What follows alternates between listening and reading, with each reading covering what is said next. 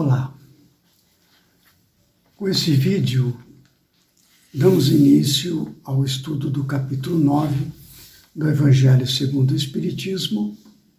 Bem-aventurados os que são brandos e pacíficos. Hoje vamos ver o subtítulo designado por Kardec, Injúrias e Violência. Kardec analisa alguns ensinamentos de Jesus contidos no Sermão da Montanha, primeiramente no capítulo 5, versículo 5, depois no capítulo 5, versículo 9, e depois no capítulo 5, versículo 21 e 22. Então vamos ver o que Kardec analisa a respeito desses três ensinamentos do Sermão da Montanha. Bem-aventurados são os que são brandos, porque possuirão a terra.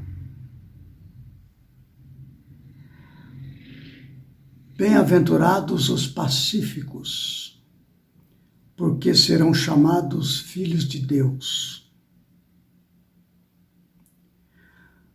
Sabeis que foi dito aos antigos: não matareis.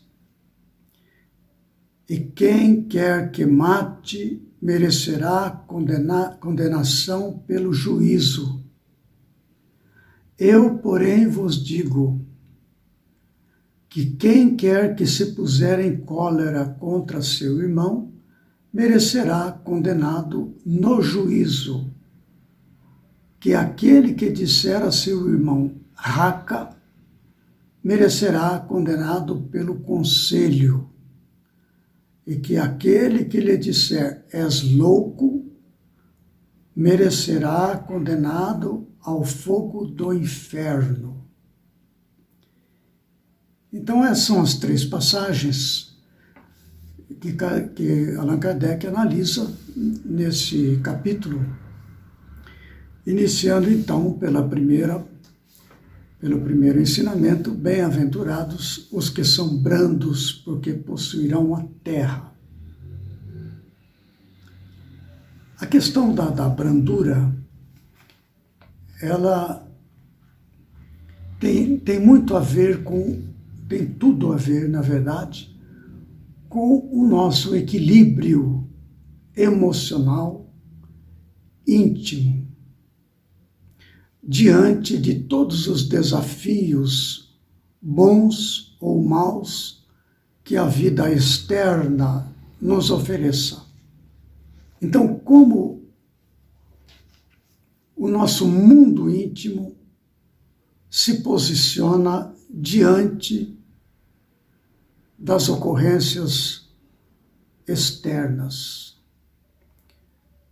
E Jesus fala: bem-aventurados os que são brandos.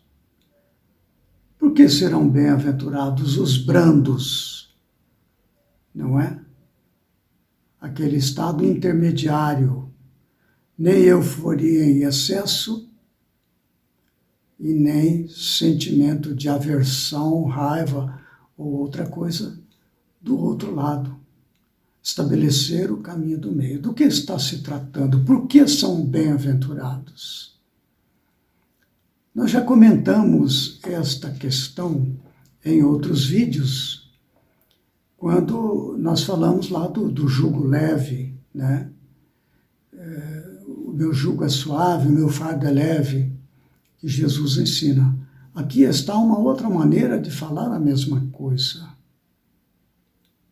Porque o que está em jogo em nosso íntimo, diante das experiências, da vivência do mundo exterior, de nosso próprio ser, é uma interpretação e uma absorção dos fatos observados, sentidos externamente a nós, que nos vêm para o mundo interior e que são dominadas pelos anseios do ego ou pela paz permanente do self. Olha que nós retornamos sempre à mesma questão.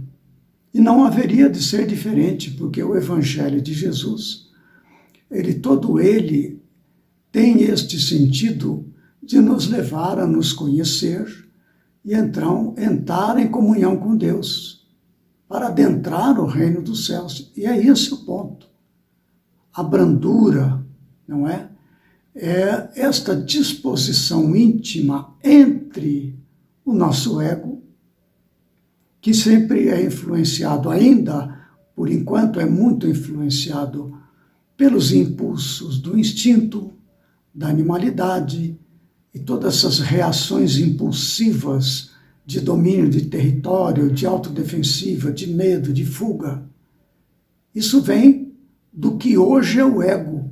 Isso praticamente domina o nosso ego, essas reações impulsivas, o que nos tira qualquer possibilidade de brandura ao lidar com aquilo que ocorre em nossa vida. Agora, ao nos esforçar para dominar os impulsos íntimos diante dos desafios da vida, mantendo um equilíbrio emocional, asserenando ante os desafios mais contundentes, asserenando o nosso íntimo, quem que toma conta do nosso íntimo? É o self. Nós já comentamos isso aí, novamente retorna.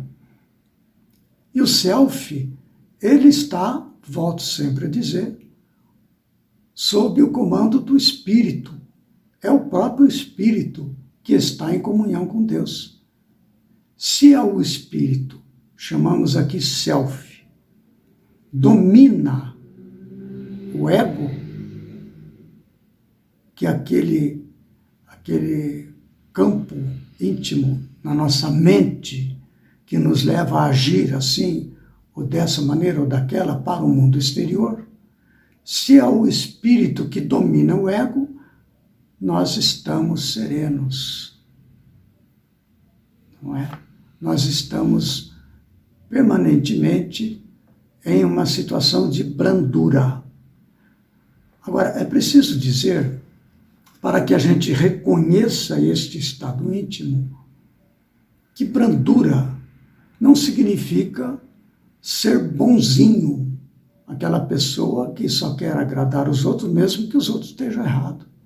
Isso é muito comum. A gente não quer ser incomodado, a gente quer agradar os outros para receber algo em troca, um elogio, uma admiração. Isto aí é o trabalho do ego. Isto não é o caso de ser brando o nosso íntimo quando nós optamos por esse posicionamento de sermos bonzinhos. Não, absolutamente. Há serenamento interno e a ação externa condizente com a verdade, com a lei de Deus. Nós trazemos aqui o exemplo de Jesus, não é? Que é o nosso maior exemplo de brandura. Até ele diz em Mateus, no capítulo 11, nós já falamos disso em outro vídeo, esta passagem. Diz assim, no capítulo 11, versículo 27 a 30. Tomai sobre vós o meu jugo e aprendei de mim, que sou manso e humilde de coração, e encontrareis descanso para vossas almas. Porque o meu jugo é suave, o meu fardo é leve. Nós estudamos esta passagem, só que agora estudando destaque a esta parte aqui. Aprendei de mim, que sou manso e humilde de coração. Mas essa mansuetude de Jesus é o estado interior dele. E humildade é a correlação dele permanentemente com Deus. Não quer dizer que é uma pessoa boazinha. Não é isso, no sentido vulgar da palavra, hoje em dia. Não é. Tanto que houve aquela outra passagem, eu relembro aqui, que conta quando ele diz assim em Marcos capítulo 11, versículo 15 a 17. Marcos, olha só. E vieram a Jerusalém. Eles estavam em Betânia, né? E vieram a Jerusalém. E Jesus, entrando no templo, começou a expulsar os que vendiam e compravam no templo. E derrubou as mesas dos cambiadores e as cadeiras dos que vendiam pombas, e não consentia que alguém levasse algum vaso pelo templo. Então veja, absolutamente coerente com a verdade divina que ele tinha em comunhão com Deus. Manso e humilde de coração, mas sempre pronto para corrigir aqueles para quem ele veio. Esse estado de amor, pouco compreendido ainda, requer muitas vezes a firmeza de atitude. Ele não perdeu a mansuetude dele, porque era o estado íntimo. E a comunhão dele com Deus, pela sua humildade, fez com que ele desse a lição necessária para aqueles que no templo estavam causando distorções ao entendimento das lições do Antigo Testamento, vendendo, tendo lucro, distorcendo a ideia de templo. Ele não podia consentir isso, porque ele veio justamente para que as pessoas desenvolvessem o templo do coração, onde pudesse adorar a Deus. E aquela construção simbolizava todo este ensinamento. Ele não poderia consentir que o objetivo central da vida dele, da vinda dele na terra, fosse deturpada. Então, mantendo a sua mansuetude íntima, ele aplica a lição com rigor, em amor àqueles que, não entendendo, estavam se encaminhando e se consolidando no caminho do erro. Olha que coisa, o conceito, não é? Então veja, bem-aventurados que são brancos. São bem-aventurados naturalmente, já comentamos naquele outro vídeo, em que nós falamos do jugo suave, não é? E do fardo leve. Quando há o equilíbrio, a pessoa, o ego, ele está submetido aos ditames do Espírito. E quais são os ditames do Espírito? A comunhão com Deus. E a pessoa, então, está intimamente sereno, um estado de paz, um estado de felicidade verdadeira. Ainda que o exterior nos agrida, intimamente nós estamos em estado de serenidade, que é o estado de bem-aventurança. A outra passagem seguinte diz assim: bem-aventurados pacíficos, porque serão chamados filhos de Deus. É claro que pacífico, aquilo tem a ver com pacificar pessoas, pacificar vidas, pacificar ambientes, pacificar a si mesmo, ajudar os que estão em desequilíbrio. Bem-aventurados esses. Como que nós podemos pacificar alguém se não temos paz? Volta a questão do equilíbrio. Esses são bem-aventurados. Quando tem a paz interior, esta paz emana da criatura como um campo magnético que alcança as outras pessoas verdadeiramente. É uma forma de amor. Se você estiver pacificado, em equilíbrio entre o ego e o self, no seu íntimo, em estado de comunhão com Deus. Esses serão chamados filhos de Deus. O que quer dizer isso? Qual é a vantagem de ser chamado filhos de Deus? Há esta passagem que está em João, capítulo 1, versículos 9 até 13, falando de Jesus. Ali estava a luz verdadeira, que ilumina a todo homem que vem ao mundo. Estava no mundo, e o mundo foi feito por ele, e o mundo não o conheceu. Veio para o que era seu, e os seus não o receberam. Mas a todos quantos o receberam, deu-lhes o poder de serem feitos filhos de Deus, aos que creem no seu nome, aos que não nasceram do sangue, nem da vontade da carne, nem da vontade do homem, mas de Deus. Olha, o que é o que não nasceram do sangue, nem da vontade da carne, nem da vontade do homem, mas de Deus? É a supremacia do espírito sobre o ego. Nós estamos falando agora mesmo. Quando atingir este estado, não é? Deu-lhes o poder de serem feitos filhos de Deus. Ao atingir esse estado de filhos de Deus é que nós estamos em equilíbrio, que é então o estado de bem-aventurança. Mas a todos quantos o receberam, deu-lhes o poder de serem feitos filhos de Deus, aos que creem no seu nome. Crer no nome de Deus é pôr em prática os seus ensinamentos.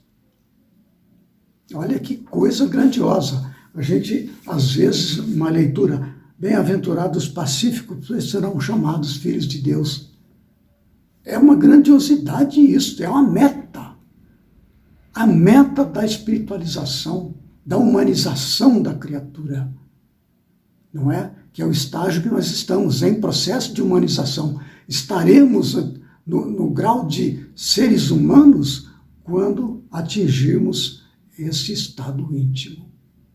O estado de pacíficos, ou pacificadores, como algumas traduções fazem, que é o estado de equilíbrio íntimo, onde prevalece a emanação do espírito que comanda o ego, que dirige as palavras, os pensamentos e os atos da pessoa encarnada ou mesmo desencarnada. É o estado de bem-aventurança, como no caso acima, bem-aventurados que são brandos. É uma outra maneira de dizer a mesma coisa. E é essa terceira passagem que diz assim: sabeis que foi dito aos antigos, não matareis, e quem quer que mate, merecerá condenação pelo juízo.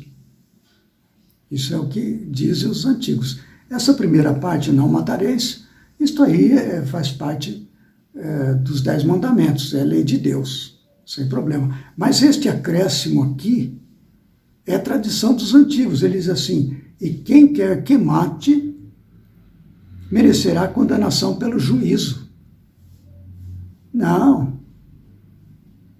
Não deve matar em hipótese nenhuma. Então Jesus acrescenta condenação pelo juízo no outro nível. Matar de jeito nenhum. Tanto que Jesus nem se refere a isso. Ele fala assim: eu, porém, vos digo, e corrigindo agora essa segunda parte dessa frase anterior, eu, porém, vos digo, que quem quer que se puser em cólera contra seu irmão merecerá condenado no juízo. Cólera. Basta que a pessoa entre em estado de cólera contra seu irmão. Este será condenado pelo juízo. E continua: e aquele que disser a seu irmão raca, é uma forma de desprezo, né? Raca, merecerá condenado pelo conselho. E que aquele que lhe disser és louco, merecerá condenado ao fogo do inferno. Olha que interessante. Então Jesus coloca aqui, fala assim, merecerá, ele repete a palavra merecerá, condenação. Merecerá condenado, merecerá condenado, merecerá condenado. A questão de merecer a condenação. E ele coloca 3 graus diferentes de condenação, de acordo com a intensidade do seu íntimo em relação ao seu próximo. Porque Jesus diz, amareis a Deus sobre todas as coisas e ao próximo como a si mesmo. Esta segunda parte, e ao próximo como a si mesmo. Ele diz assim, quando então você, de alguma maneira, injuriar o seu próximo, aí você merecerá ser condenado. Quem que vai condenar? A sua consciência. Agora, depende da intensidade. Ele fala assim, aquele que se puser em cólera, no 2º grau, aquele que se disser ao seu irmão raca, é um desprezo, que se dizia assim, virando a cabeça, cuspido no chão, desprezo, né, do outro. E o último, és louco. Veja que são 3 graus diferentes de posicionamento íntimo, que advém da vaidade, do egoísmo, do orgulho, em relação ao próximo. Há graus de intensidade. Então Jesus está dizendo que conforme o grau da intensidade do seu sentimento em relação ao outro, você será condenado em graus equivalentes. No juízo, não é? No conselho e ao fogo do inferno. O que mostra isto aqui? Em outro vídeo nós comentamos sobre a força do pensamento. Quando com o pensamento e a vontade, nós mobilizamos fluidos. E esses fluidos, então, eles acabam atingindo a pessoa a quem é direcionado, pelo pensamento e pela vontade. Então, de acordo com a vontade, com a intensidade que aquele pensamento emite os fluidos, é o grau de responsabilidade pelo dano maior ou menor que causa ao outro. Então ele fala, merecerá ser condenado no juízo, pelo conselho ou ao fogo do inferno. Porque você está causando danos ao outro e causando feridas, marcas na sua própria alma, da qual depois você precisará se libertar. E será condenado pela própria consciência a se libertar por conta própria do desequilíbrio que você causou no seu próprio íntimo ao marcar a sua alma com aquela disposição destrutiva e ferir o outro pela mesma razão. Então veja a grandeza, não é? De todo o ensinamento de Jesus. Ele tem aquela passagem que, a primeira, vou retornar à primeira passagem. Bem-aventurados os brandos, porque possuirão a terra. O que quer dizer possuirá a terra? Os brandos possuirão a terra. Para nós espíritas, isso aí parece bem claro, né? Com a evolução moral e intelectual, nós chamamos a essa dupla evolução moral e intelectual como evolução espiritual. Evolução do espírito é composto dessas duas vertentes, da parte moral, do amor ao próximo, e da parte intelectual, da sabedoria. São os 2 componentes da evolução espiritual. Com o passar das encarnações, a humanidade vai desenvolvendo, tanto intelectualmente como em sentimento. E com o passar do tempo, permanecerá no planeta Terra somente os que estarão num certo grau de desenvolvimento espiritual. Aqueles que não alcançarem esse desenvolvimento espiritual mínimo não poderão permanecer na Terra. Quem que vai estar na Terra? Os brandos. Quem são os brandos? Comentamos. Aqueles que mantêm o equilíbrio entre o espírito e o ego, entre o self e o ego. Pessoas que são intimamente equilibradas, emocionalmente serenas, que têm a condição de enfrentar as lutas externas e manter-se em estado de paz. Esta é a colocação. Possuirão a Terra, certamente. A evolução faz com que na Terra, a evolução do planeta só poderá conter pessoas espiritualmente mais avançadas. Não é bem assim. Muito bem. Nós vamos deixar esses comentários por aqui. Eu até sugiro a leitura dos comentários de Kardec, nós acabamos não adentrando, mas os conceitos são esses aqui, né? No próximo vídeo, nós vamos iniciar já Instruções dos Espíritos, onde ele vai falar sobre a afabilidade e a doçura, sobre a paciência e também sobre a cólera, né? São essas também obediência e resignação.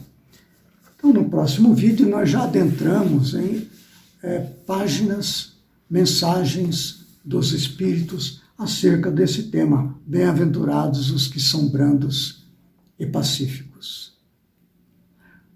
Até lá, então, e mantenhamos a nossa paz.